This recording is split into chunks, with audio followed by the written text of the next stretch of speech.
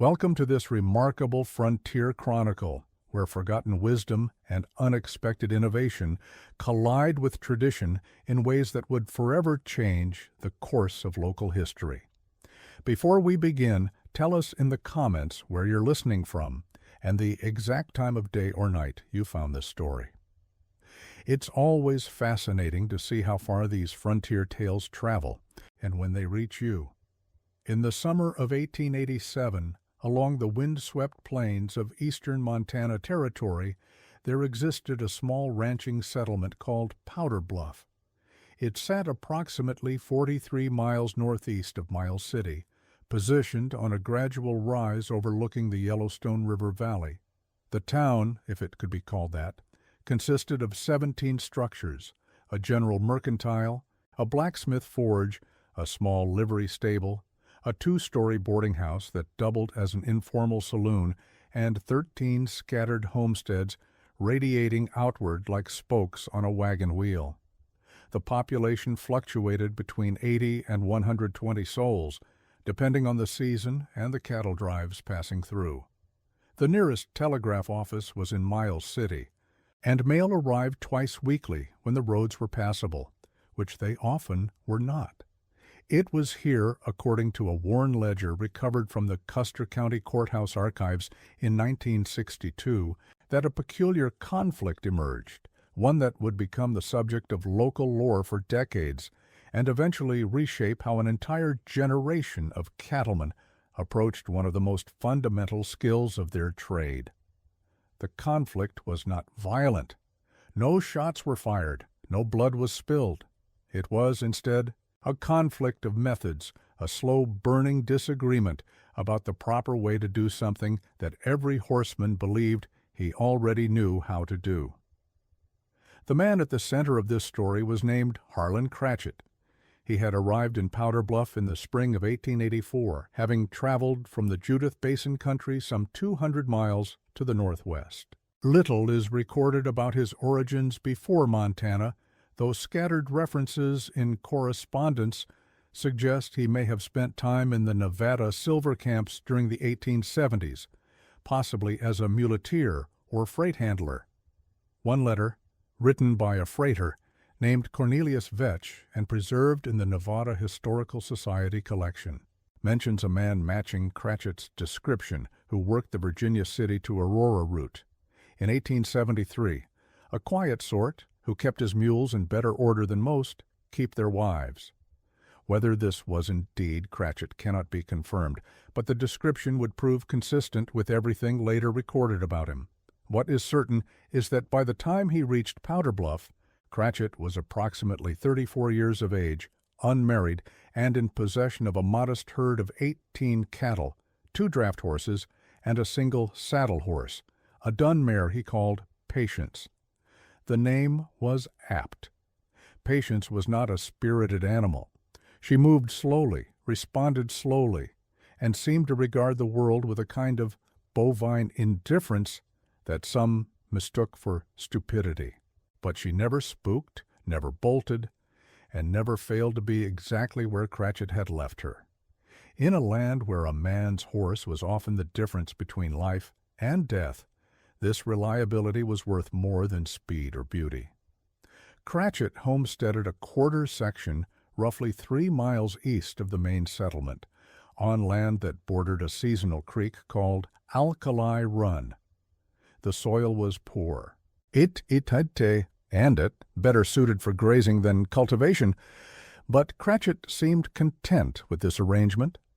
He built a small cabin of cottonwood logs, chinked with mud and straw, and a barn that was, by local standards, overbuilt, its walls double thick, its roof pitched steeply to shed snow, its foundation dug 18 inches deeper than common practice required.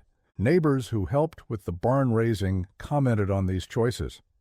Cratchit offered no explanation beyond a shrug. According to the recollections of Roscoe Pemberton, who operated the Powder Bluff Mercantile from 1882 to 1901, Cratchit was a man of few words and precise habits. He arrived in town every second Thursday to collect supplies. All was purchased the same items in the same quantities and departed before sundown without engaging in the casual conversation that defined frontier social life. He did not drink at the boarding house. He did not attend the informal dances held on Saturday evenings when a fiddler could be found. He did not participate in the communal roundups that brought the scattered ranchers together twice yearly. He was, in Pemberton's words, a man who seemed to have concluded that other people were more trouble than they were worth.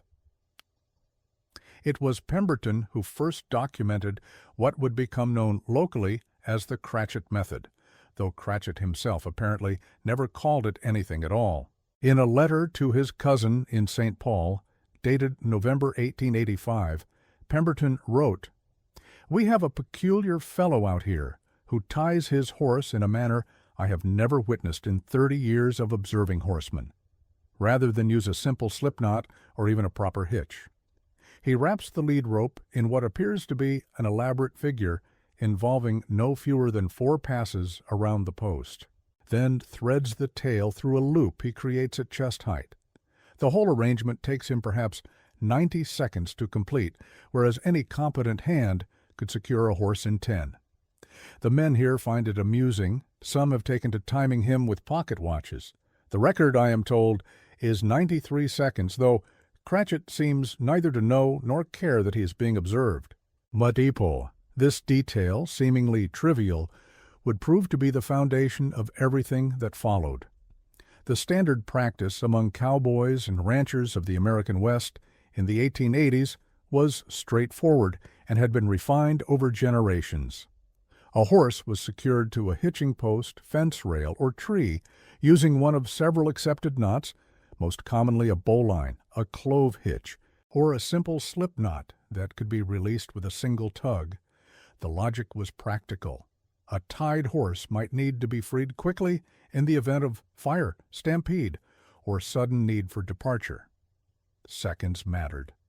A man who fumbled with his knot while a prairie fire bore down on him was a man who might not survive to fumble again. Any knot that took longer than 5 or 6 seconds to tie was considered inefficient, and any knot that could not be released in under 2 seconds was considered actively dangerous.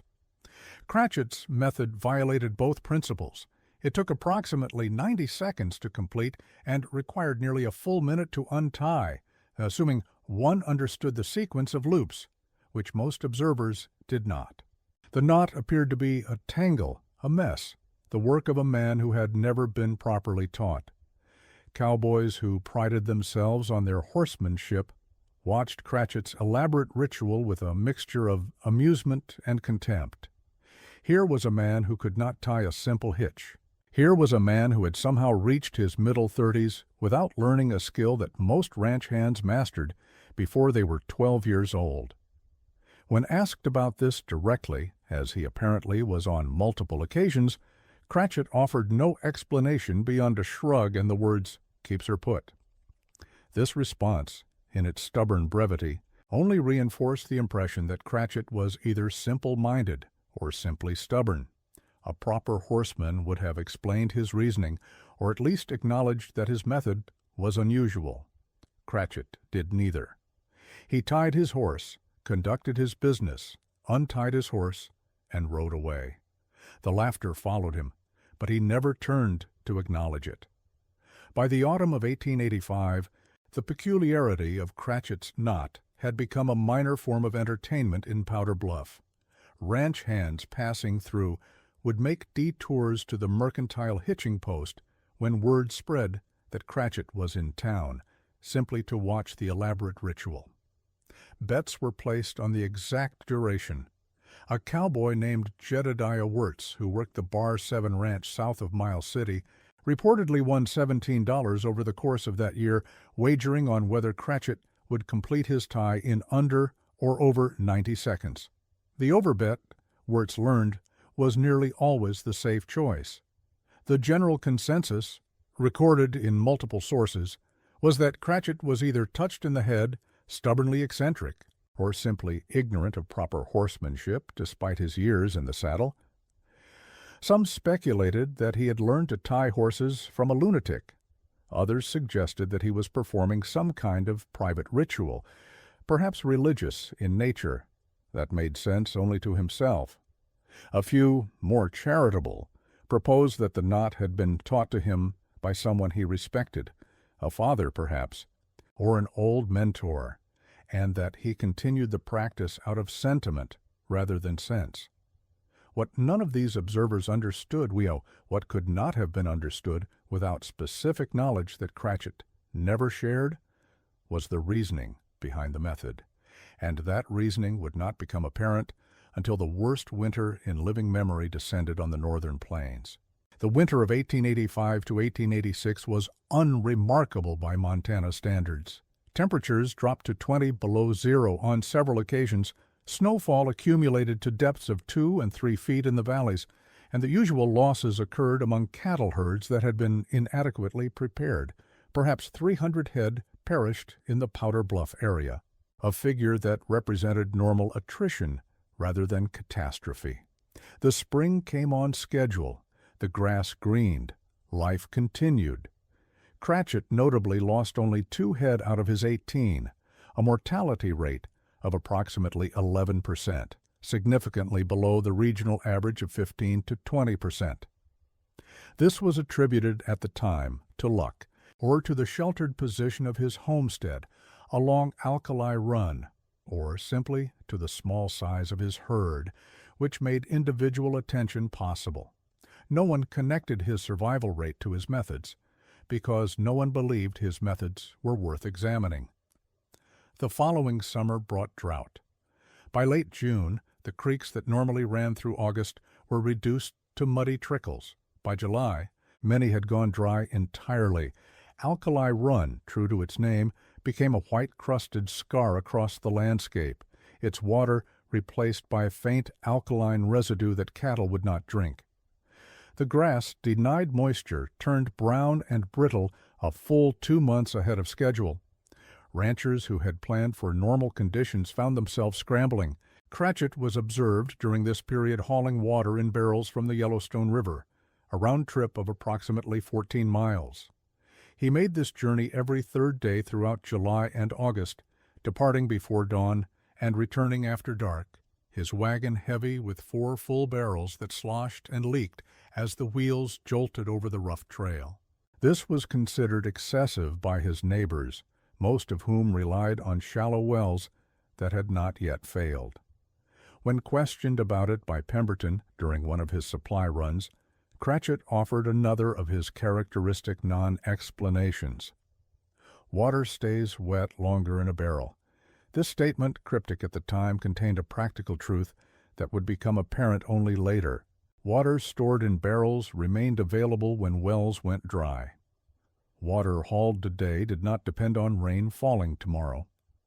Cratchit, for reasons he never articulated, did not trust the future to provide what the present required. The autumn of 1886 was warm and dry. The grass, what remained of it, was brittle and brown by September. Cattle prices in Miles City had fallen due to oversupply from ranchers selling herds they could not afford to feed through winter. Several smaller operations in the Powder Bluff area liquidated entirely, driving their cattle to the railhead and departing for opportunities elsewhere. Those who remained did so in a mood of anxious optimism. Surely the winter would be mild. Surely the drought would break. Surely things would return to normal. Cratchit did not sell. Instead, according to the ledger at Pemberton's Mercantile, he purchased an unusual quantity of supplies in October and November: 600 pounds of oats, 200 pounds of corn, 40 pounds of salt, 18 woolen blankets, 3 additional water barrels, 12 gallons of kerosene, and 200 feet of heavy rope. He also purchased, at considerable expense, a cast-iron stove that Pemberton had intended for his own use, a larger and more efficient model than the simple hearth that heated most frontier cabins. The total cost of these purchases, recorded on November 14, 1886, was $147, a sum that represented nearly a year's typical earnings for a small rancher. Pemberton, in his later recollections, noted that he had questioned the order. I asked him if he was expecting a siege, Pemberton wrote. He just looked at me with those pale eyes of his and said, "Going to be a long one." He was not alone in this assessment. Indigenous people of the region had noted unusual animal behavior throughout the autumn, elk migrating south earlier than normal, beaver building lodges with walls of unusual thickness, muskrats storing food in quantities that suggested they anticipated extended confinement. Several older settlers, men who had survived previous hard winters, had expressed concern based on the pattern of the summer drought followed by an unusually warm fall. These signs were discussed in the boarding house, debated over whiskey, and ultimately dismissed by the majority. The scientific understanding of weather patterns in the 1880s was limited, and most ranchers operated on the assumption that winters varied within a predictable range. A bad winter was possible. A catastrophic winter was not seriously contemplated. What arrived in January 1887 was not within any predictable range. The storm that would later be called the Great Die-Up, or sometimes simply the Hard Winter, began on January 9, 1887. A warm Chinook wind had raised temperatures above freezing in the preceding days, creating a false spring that melted the surface layer of snow and turned the ground to mud. Cattle that had been conserving energy emerged to graze on the exposed grass. Ranchers who had been anxious began to relax. Perhaps the worst was over. Then, in the space of a single hour, the Chinook died. A wall of Arctic air descended from the north. The temperature fell 20 degrees in 30 minutes, then 20 more in the hour that followed. What had been mud froze solid. What had been slush became ice. A hard, impenetrable crust that covered the grass like armor, and then the snow began to fall. It was not the light, dry powder typical of Montana winters, the kind that horses could paw through and cattle could nose aside. It was a heavy, wet accumulation, driven by sustained winds exceeding 50 miles per hour, that packed and crusted as it fell. The storm lasted 3 days. When it finally subsided on January 12th, temperatures had fallen to 42 degrees below zero. The snow lay 4 feet deep in sheltered areas and had drifted to heights of 15 and 20 feet, where the wind had piled it against structures and terrain features. The ice crust beneath the snow remained intact, sealing the grass beneath a barrier that no animal could penetrate. Cattle, unable to forage through the ice-crusted snow and weakened by the poor grazing conditions of the preceding summer, began to die in catastrophic numbers. They died of starvation. They died of thirst, unable to reach water sources buried beneath the drifts. They died of exposure, their systems unable to generate sufficient heat to survive temperatures that would not rise above zero for weeks. They died in coulees where they had sought shelter from the wind, piling atop one another until the living stood on the bodies of the dead. They died along fence lines, having drifted with the wind until the wire stopped them and the cold finished them. They died by the thousands, then by the tens of thousands, then by the hundreds of thousands, across an area stretching from the Canadian border to the Platte River, from the Rockies to the Dakotas. In Powder Bluff, the immediate concern was human survival. The mercantile's supply of firewood, which had seemed adequate for a normal winter, was exhausted by January 15th. The boarding house, which served as the community's informal gathering place, became a refuge for families whose homes had insufficient insulation or fuel. Pemberton recorded in his ledger that 11 people were sleeping in the main room by January 18th, sharing body heat and burning furniture to supplement the inadequate wood supply.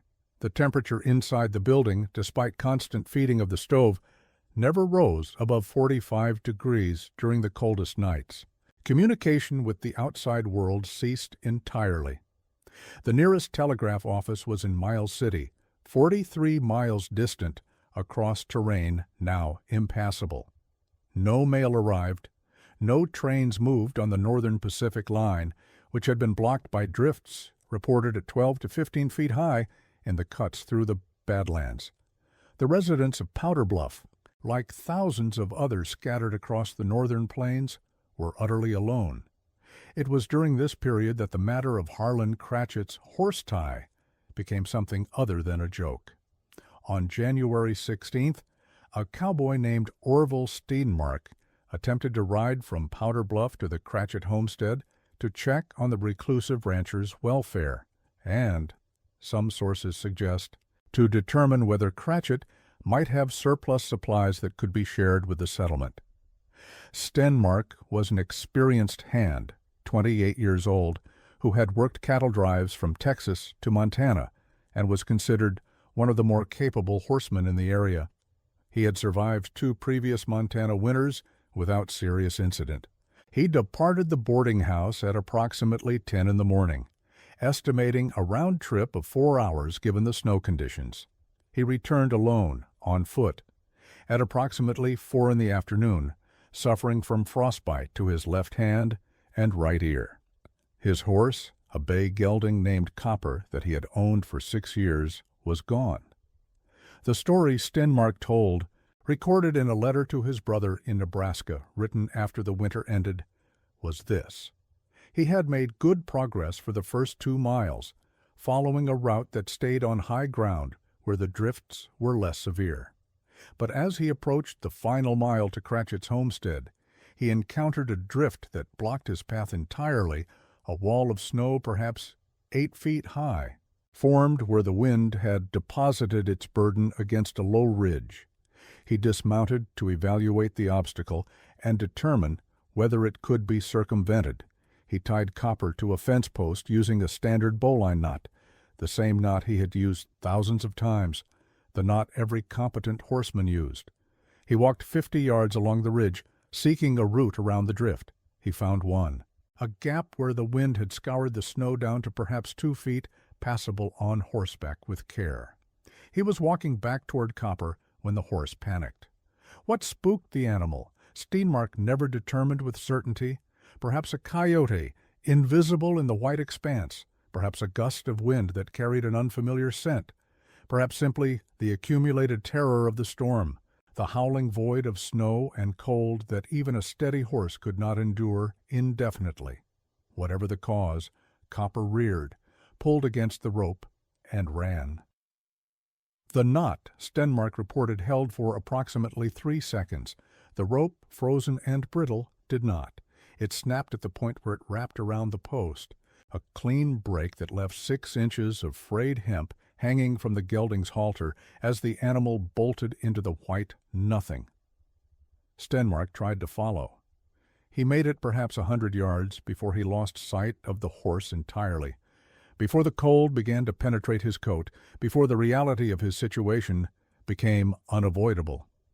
He was on foot, 3 miles from shelter, in temperatures that would freeze exposed flesh in minutes. The horse was gone. His only chance was to reach Cratchit's homestead and hope for help. He made it. Barely. He arrived at Cratchit's door with his left hand numb, his ears burning, his lungs aching from the cold air.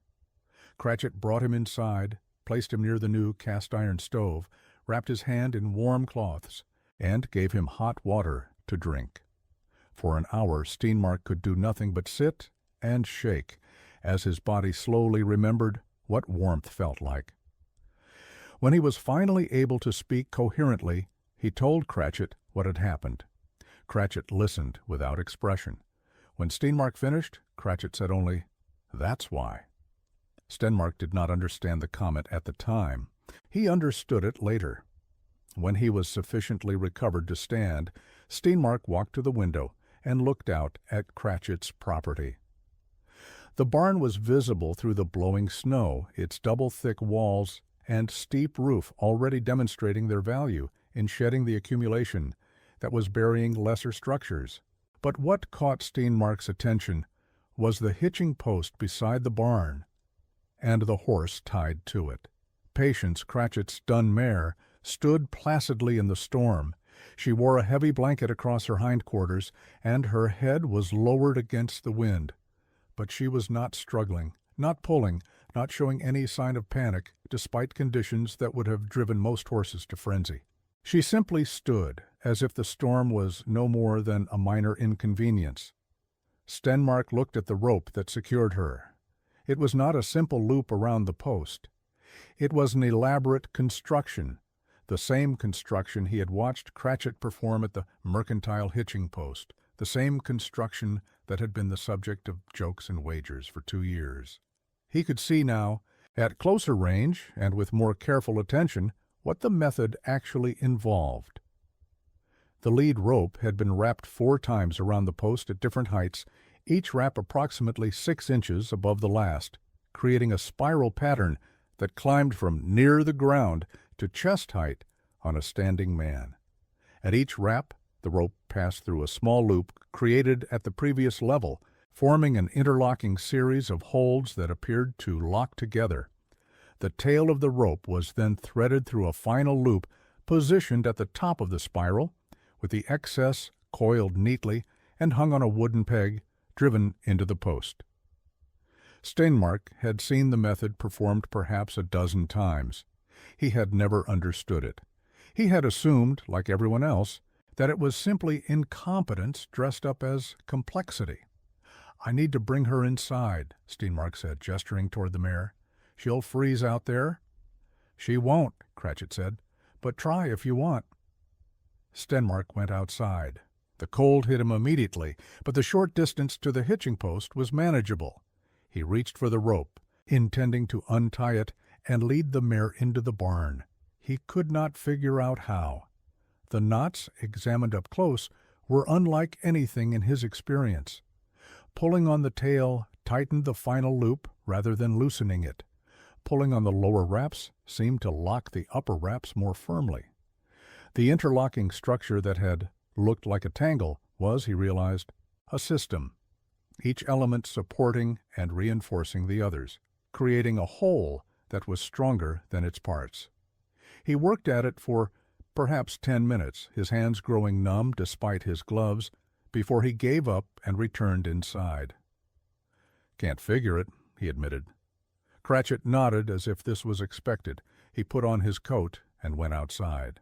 Stenmark watched through the window as Cratchit approached the post, studied the knot for a moment, as if reacquainting himself with its particular configuration, and then began to untie it.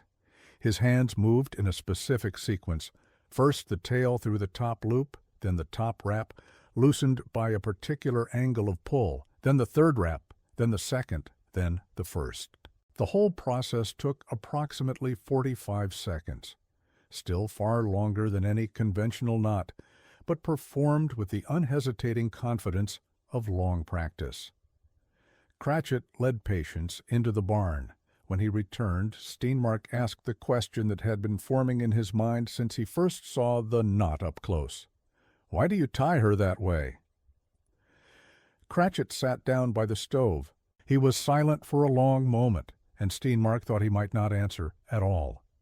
Then he spoke, more words than Stenmark had ever heard him string together. "Horse gets scared, horse pulls. Standard knot, horse pulls hard enough, something breaks. Rope breaks, knot slips, post pulls loose, don't matter which. Horse is gone, horse runs till it can't run no more, horse dies."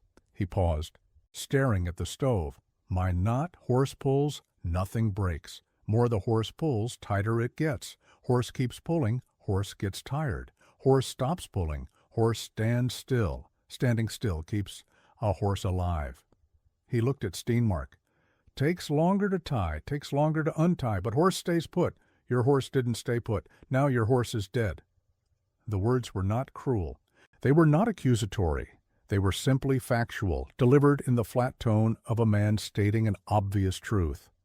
The logic was undeniable. Stenmark had used a proper knot, a quick knot, an efficient knot, and his horse was dead.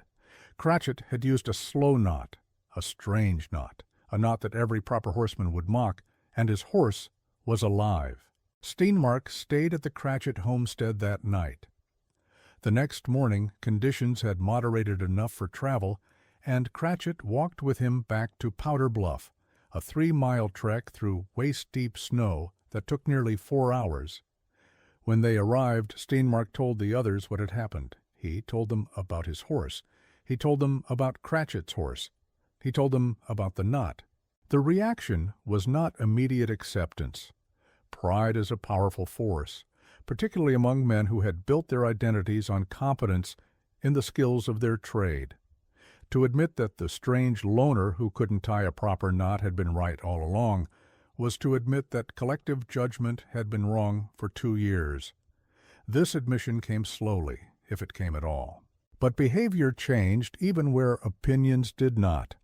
Stenmark's horse was found 4 days later, approximately 7 miles south of where it had escaped. The animal had run until exhaustion and then frozen, its body half buried in a drift, its eyes still open and filmed with ice. The loss represented a significant portion of Steenmark's net worth and, more critically, eliminated one of the few remaining horses in Powder Bluff capable of travel once the weather broke. By late January, when the worst of the cold had passed but the snow remained deep, several more horses in Powder Bluff had been lost, some to cold, some to starvation, some to escape and subsequent death in the drifts. Every loss followed the same pattern: a frightened horse, a standard knot, a rope or post that failed under strain. Every loss represented not just the value of the horse, but the mobility and survival capacity of its owner. Cratchit's mare, Patience, remained alive and in reasonable condition throughout the winter. She spent most of her time in the barn, but on days when Cratchit needed to work outside, she stood tied to the post with her elaborate restraint. Patient, as her name, waiting until he released her. The spring of 1887 revealed the full scope of the catastrophe. Across the northern plains from Montana to the Dakotas, cattle losses ranged from 50 to 90% of herds. In some areas, the losses were total. Entire operations wiped out, years of work and investment reduced to fields of frozen carcasses that would take months to clear. The landscape, as the snow melted, was a charnel ground. Cowboys who rode out to survey the damage reported seeing cattle stacked like cordwood in coulees, pressed against fence lines 10 and 20 deep, scattered across the open range in numbers too vast to count. The economic impact was devastating. Ranching operations that had been worth tens of thousands of dollars in the autumn of 1886 were reduced to nothing by the spring of 1887. The open-range cattle industry, which had seemed destined to dominate the northern plains indefinitely, entered a decline from which it would never fully recover. The era of the great cattle barons was ending, killed by a winter that no one had adequately prepared for. In Powder Bluff, the losses were severe, but not total. Of the approximately 600 cattle in the immediate vicinity before the winter, roughly 180 survived, a mortality rate of 70%. Of the 30-odd horses, 11 remained alive. Several families departed in the spring, their resources exhausted, seeking opportunities elsewhere. Those who remained faced years of rebuilding. Cratchit's losses were notably lighter. Of his 18 cattle, 14 had survived, a mortality rate of only 22%, far below the regional average. His 2 draft horses and the dun mare Patience were all alive. His cabin and barn had sustained no structural damage, their overbuilt construction proving equal to the challenge. His stockpiled supplies, the oats and corn and salt, the blankets and kerosene, the extra water barrels, had been depleted but sufficient. These outcomes were observed, they were discussed, and they contributed to a gradual reassessment of the man who had been considered, at best, a harmless eccentric. In the months following the hard winter, several ranchers in the Powder Bluff area began to adopt elements of Cratchit's approach. The most immediate change was in feed preparation. The practice of allowing cattle to forage through winter on native grass, which had been standard, gave way to recognition that supplemental feeding was not merely prudent, but essential. Hay production increased. Storage facilities were constructed. The open range began to close, literally and figuratively, as ranchers built shelters and stockpiled supplies. The matter of the horse tie was slower to change. The method was complex, counterintuitive, and carried the stigma of its association with a social outcast. Many men who privately acknowledged its effectiveness could not bring themselves to adopt it publicly, unwilling to endure the jokes that had followed Cratchit for years. But individual cowboys, particularly those who had lost horses during the winter, began to experiment. Steinmark, notably, asked Cratchit to teach him the method in the spring of 1887, a request that required him to swallow considerable pride. Cratchit agreed without comment and spent an afternoon demonstrating the sequence of raps and loops until Steinmark could perform it reliably. Steinmark then adopted a simplified version of the technique, a double rap with a single interlocking loop that retained some of the advantages while reducing the time required. This modification spread more easily than the original, and by 1889, Pemberton noted in his correspondence that half the hands who tie up at my post use some version of what they call the Steinmark hitch, though everyone knows where Steinmark learned it.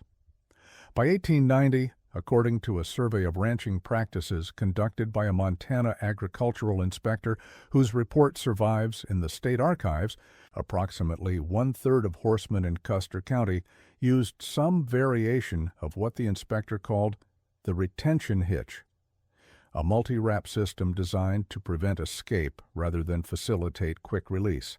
The inspector noted that the method appeared to have originated locally, though he could not identify its inventor. This anonymous credit was perhaps appropriate. Cratchit had never sought recognition. He had never explained his methods to those who mocked him. He had simply done what he believed was sensible and allowed events to prove or disprove his judgment. When events proved him right, he did not gloat, did not lecture, did not say, "I told you so." He continued to tie his horse in the same elaborate fashion, taking his 90 seconds while others took 10, and he let the results speak for themselves. The principle Cratchit embodied extended far beyond the tying of horses. It was a principle of preparation, of margin, of building for the worst rather than hoping for the best. Conventional wisdom optimizes for typical conditions. It produces solutions that work most of the time, that save effort most of the time, that prove adequate most of the time. But survival on the frontier often depended on the atypical. The standard horse tie was excellent for ordinary circumstances, but ordinary circumstances, by definition, are not the circumstances that test you most severely. While Cratchit had optimized for the extraordinary, he had accepted a daily inconvenience, 90 seconds rather than 10, in exchange for a margin of safety that would matter only in rare situations. He had built his barn with double walls and a deep foundation, accepting extra cost and labor for protection he might never need. He had hauled water through the drought and stockpiled supplies through the autumn, investing resources that his neighbors considered wasteful. And when the rare situations arrived, when the worst case materialized, the margins he had built proved to be the difference between survival and catastrophe. Cratchit lived until 1903. According to county death records filed in Miles City, he never married. He never left the homestead on Alkali Run. He continued to tie his horse in the same elaborate fashion until the end of his life, though by then the practice had become common enough that it no longer attracted comment. His estate, probated in the summer of 1903, consisted of the quarter-section homestead, 32 cattle, 4 horses, assorted tools and equipment, and 840 saddles in cash. No monument was erected. No obituary appeared in any newspaper that survives. The name Harlan Cratchit faded from local memory within a generation, remembered only as that old fellow who tied his horse funny by a handful of old-timers who had been present during the hard winter. But the method persisted. By 1910, the retention hitch had spread throughout Montana and into Wyoming, Idaho, and the Dakotas. In 1923, The United States Department of Agriculture published a bulletin that included a description of what it called the Montana security hitch, a method matching Cratchit's technique in essential details. Through this bulletin, a technique developed by a solitary rancher on the Montana frontier reached farmers and ranchers across the nation, none of whom had any idea whose patient mind had first worked out the interlocking loops and spiral wraps. The lesson of Harlan Cratchit is not complicated, but it is easily forgotten. Prepare for the possible, not merely the probable. Accept the cost of caution before you learn the cost of carelessness. And when others mock your 90-second knot, remember that laughter fades quickly when the storm arrives. But a horse that stays put can save your life.